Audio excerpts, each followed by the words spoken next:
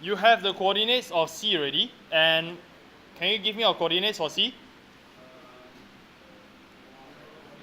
0, 6.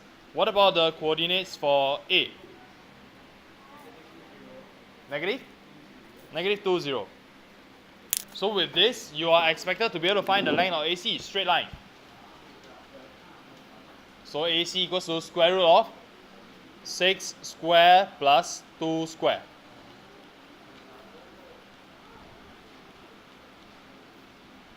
Got 2 square roots, and okay. Then okay, since it is E-maths, you can write down your answer in 3SF. Yeah, unfortunately. So that's the strange thing lah. For A-maths, you leave your answer in third. E-maths, you leave your answer in 3SF. I don't have a reason why. I don't have an answer.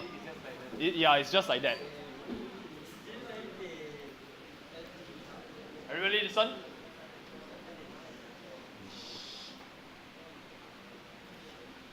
When you are asked to plot,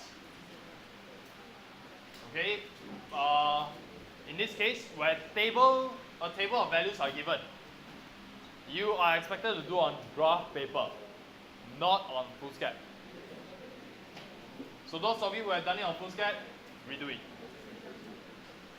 There's still a lot of talking, because everything I'm going to say is important.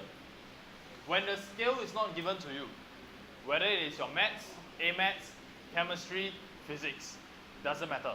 When the scale is not given, you are expected to come up with a scale. How do we determine the scale then? Do your teachers tell you? Your graph must cover more than half of the page. So this is your A4 size, right? Your graph must be big enough to cover more than half of the page. That is if the scale is not specified. Because we don't want graphs that are very tiny. Graphs that are too small will result in inaccurate readings. Because the whole purpose of getting a graph is so that you can find answers without calculation. For those of you who have plotted a graph, good. I express it in the form of y equals to mt plus c. What does m stand for over here? What does it refer to? Gradient. Do you know how to find gradient? Of course you do. For a straight line, you will obtain, for this graph, something like this. Okay? With all your points that you plotted.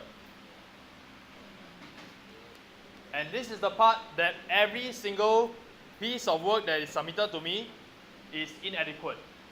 When you are asked to find a gradient, whether it is for a straight line or a curve, you need to show the coordinates that you have selected for your calculation of gradient. Okay? Yes, all of you were able to get the value of the gradient very easily. And you got the correct value. But presentation, not that. For example, if you choose on this point, 5,105, and the next point over here, let's say this is 1,25. You need to indicate these two coordinates on your graph paper. Do you have coordinates on your graph paper? No, you don't. So whatever you are choosing for your gradient, you must indicate. Why? Because you are also expected to draw the triangle, the right angle triangle. Why? So that I can judge whether you used coordinates that are suitable or not. I require the triangle to be big so that your gradient is accurate. What happens if you choose a triangle that is very small? For example, like this.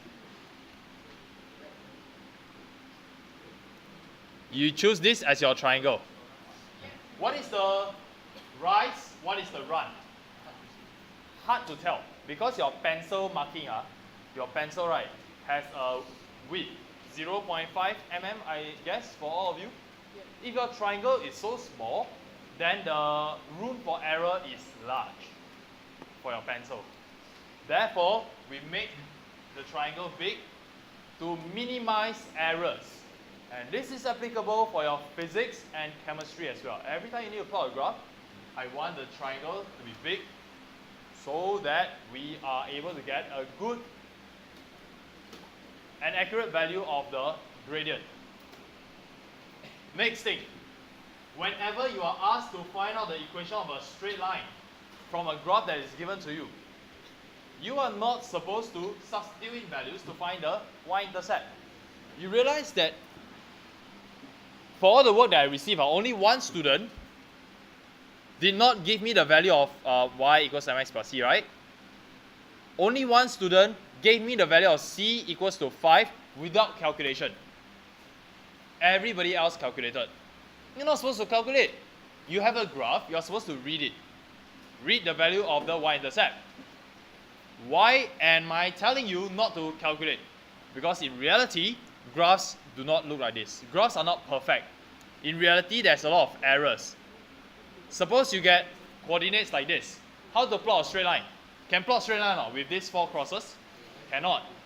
What you are expected then to do is that you draw a best fit straight line like this. Okay?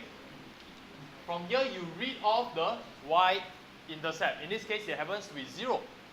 So our value of c is 0. You're not expected to calculate the y-intercept. This is a skill you must all take with you all the way to university. Okay? No calculation, read off your graph. Any questions? Yes? How to present? Okay. They asked for part B, right? So gradient.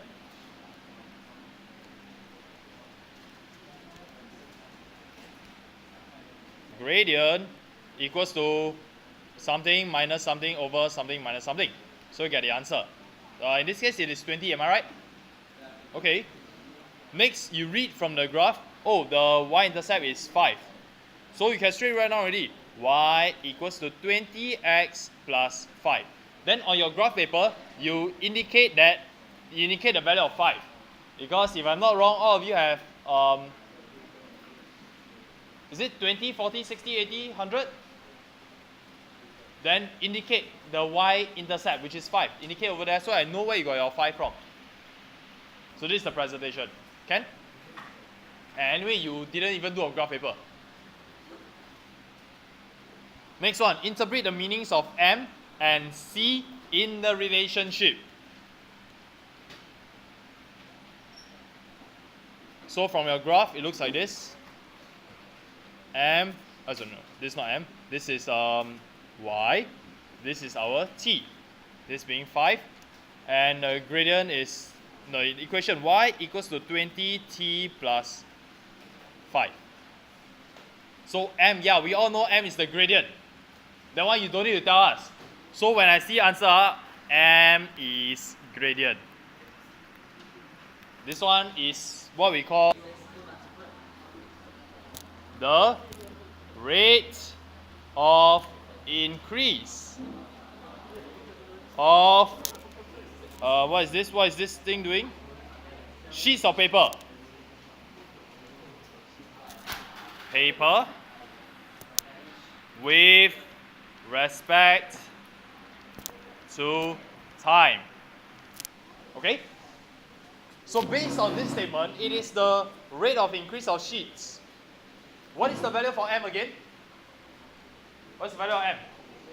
20. It tells us that we are increasing by 20 pieces of paper with respect to time. What is the unit for time in this case? Are you sure seconds? Minute.